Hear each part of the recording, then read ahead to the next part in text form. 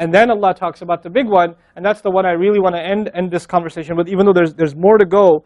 But Allah makes such a big deal out of this subject that again, just like there were 3 ayat about Judgment Day, now there are وَالَّذِينَ هُمْ لِفُرُوجِهِمْ حَافِظُونَ إِلَّا عَلَىٰ أَزْوَاجِهِمْ أَوْ مَا مَلَكَتْ أَيْمَانُهُمْ فَإِنَّهُمْ غَيْرُ مَلُومِينَ فَمَنِ ابْتَغَى وَرَاءَ ذَلِكَ فَأُولَٰئِكَ هُمُ الْعَادُونَ.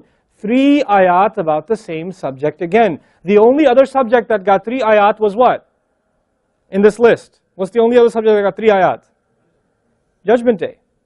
Judgment Day and punishment. This is the next subject that gets 3 ayat. And you know what the subject is? Shamelessness. People who guard their privates. We live in the ultimately shameless world today. The world in which streaming videos off of any website are available on your mobile device. The age in which the pornography industry is a multi-trillion-dollar industry. The point of which, the agenda of which is to make sure every one of you is a consumer of filth in one way or another. That every man, woman, and child is exposed to this stuff, and they're hoping you are, so you become addicted to it, so you become yet another consumer. This is the gift of pornography to society. It's creating people, turning people into animals and perverts. And some of you, unfortunately, have that addiction. And you're watching this stuff online. And you're watching it and saving it on your apps and your mobile devices. And you don't feel bad about it anymore. You've justified it to yourself. And you feel bad about it once in a while, but you go back to it. And as a result, you think, oh, well, at least I'm not hurting anybody. At least I'm not doing it to anybody else. I'm just watching this stuff. It's okay. But you know what's happening to you? Inside, your soul is being just gutted. You have no soul left inside of you. So your prayers are empty and you can't even shed a tear in your salat because your heart is so devoid of the fear of Allah because of the filth you've been watching all this time. It's turned you from a human being into an animal. So you can't even look. A woman passes by and you see a piece of flesh walking by. You don't see a human being walking by that deserves respect. You check everybody out and everything out. You're constantly gawking and staring. You have a hard time putting your eyes down. When you're on the subway, when you're on campus, when you're at work, you're walking down the street, you know, you just can't help it. You see a billboard, you take a second look, you see a third look. You don't miss any opportunity to just to violate your soul with your eyes. You're addicted completely. And then you say, brother, how do I get khushu' and salat? What world are you living in? What world are you living in? Ayyuhal ikhwa, my brothers, specifically my brothers. And I know some sisters have this issue too. It's a sad reality. This is a war. This is a war. This is more dangerous than any military war. This is the war that's destroying our souls. It's making its way into our homes. It's making its way, you know, if I want to protect my children from this stuff as much as possible. But when my child goes to school, and it doesn't matter if it's Islamic school, there's a very high statistical likelihood that someone, a friend, with their iPod, with their mobile device, will say, hey, look at this.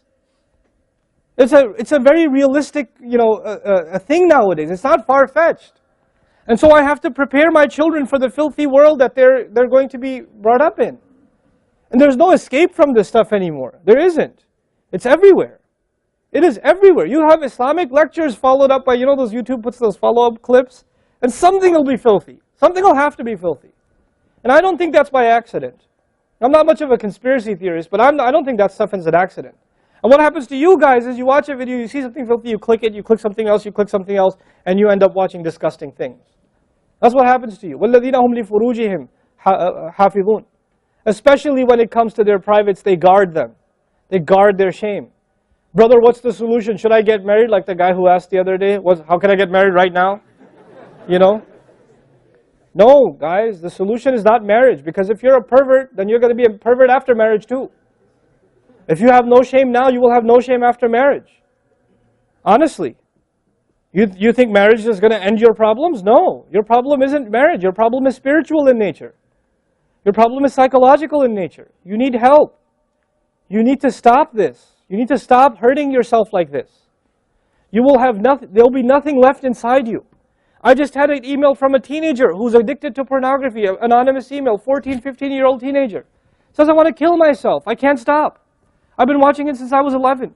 My parents don't know. I read this stuff and I cry because he's not one. There's millions of Muslim kids like this. Millions. Millions of them. We have to help these people. We have to do whatever we can. And we don't have the trillions of dollars of advertising to counter that. We don't. And it's not realistic for me to say Facebook, YouTube, Twitter, internet, it's all haram. It's not realistic, because it's a reality. It's as common as oxygen now. The only thing we can do is have a mature conversation about this and teach our youth to deal with this and navigate this and not fall into it. The elders that are here, stop watching Indian movies, man. Why are you sitting in a lecture talking about salat and the importance of salat, and you don't guard your shame? Mother and daughter and husband and wife and sister sitting together watching whatever? God, come on. Stop. وَالَّذِينَ هُمْ لِفُرُوجِهِمْ حَافِظُونَ. They guard their privates. But guarding your privates doesn't mean you don't commit zina. It means everything that leads to the temptation. Everything that leads to it. They watch it. They guard it. They know it's under attack. They know that their shame is under attack. They realize that their weakness is their urges. Those urges that Allah put inside of us, that are so strong. Allah put them there for a reason. He did. And every one of you have them. You don't have to, I don't have to have a dalil for you to have them. I know. The guys that are here. You all suffer that challenge every single day of your life, especially in a city like this one. At least in Texas, we're a little more conservative. Not that much more, but a little more, you know? At least in some towns, they don't allow for filthy billboards and things like that. They actually don't even allow the billboards, you know? But that's changing soon, because, capitalism wins in the end, right? But you guys are living in this city where you're exposed to everything and anything. Everything and anything. And you have to really go out of your way to guard yourselves. This passage is not about high goals. This is about the bare minimum. I told you that, right? This is the bare minimum, folks. The bare minimum is we guard ourselves from shamelessness. We wage a war within ourselves against that tendency. And I know some of you have tried to quit before and you go back. And you've tried to quit before and you go back again. And you go back again. And you keep falling into that trap. I know some of you have done that. And you're struggling with it. But don't give up on yourself. Don't give up on yourself. And whatever it takes, if you just don't be alone. Don't be by yourself. Be with good friends. Be outside. Study somewhere else. Go to the library and study. Go somewhere where other people are around. Because when you're by yourself, shaitan gets you. And if the fear of Allah isn't enough for you, at least the fear of other people will work for you. At least something's better than nothing. For those, I've said this in other talks before, for the parents here, if you have a computer in the house, please don't make it a laptop. Have a desktop in the house with a really big monitor. Get the biggest monitor you can find. Honest to God, and make sure your computer is in the kitchen or in the dining room. Don't put it in the living room. Don't put it in the kids' room. Don't put it in your bedroom. Put it in the dining room, facing the public. You want to do homework, do it over there. Though you can't move the monitor this way or that way. It's facing everybody. That's how you should have it. This stuff, we have to take these precautions.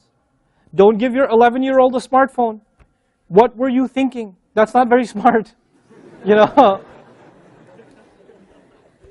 Don't give them a smartphone. Why am I seeing kids in Islamic school, 5th graders, with iPhones? iPhone 5s. I don't have an iPhone 5. Why do you have an iPhone 5? With 4G, you know how dangerous that stuff is? وَالَّذِينَ هُمْ لِفُرُوجِهِمْ حَافِظُونَ إِلَّا عَلَىٰ أَزْوَاجِهِمْ, except upon their spouses. أَوْ مَا مَلَكَتْ أَيْمَانُهُمْ فَإِنَّهُمْ غَيْرُ مَلُومِينَ, or what their right hands possess, then they're not to be blamed. Allah says we have these urges and we can execute those urges, we can release those urges, but to the halal spouse, to the spouse, our spouses. But outside of that, we can't. And by the way, when people get addicted to this sort of thing, and they get accustomed to it, or they get over and overly exposed to it, they have miserable marriages. Their marriages start falling apart. They have this virtual idea of what pleasure means, and they don't find pleasure in their spouse anymore. And there's great fitna that comes into the family. It destroys homes, Muslim homes. That's what's happening in our world today. Allah talks about the people who make salah, and He says, I'm describing the people who make salah, because this is the mawsuf, al-musallin, then alladhina, all the alladhinas, all the asma' mawsula here, are the wasf, the sifa of it, which means the people of salah are the people who protect their shame, are the people who fear judgment day, are the people who, they are constant in their prayers. These are the people. فَمَنِ ابْتَغَى وَرَاءَ ذَلِكَ فَأُولَٰئِكَ هُمُ الْعَادُونَ. The people who pursue anything beyond that, then they are the ones engaged in aggression. This is an act of aggression. You know when adu is mentioned, or adi, adin from adu, from ada ya'du, right? Al-adun. Al-adawa in Arabic means animosity.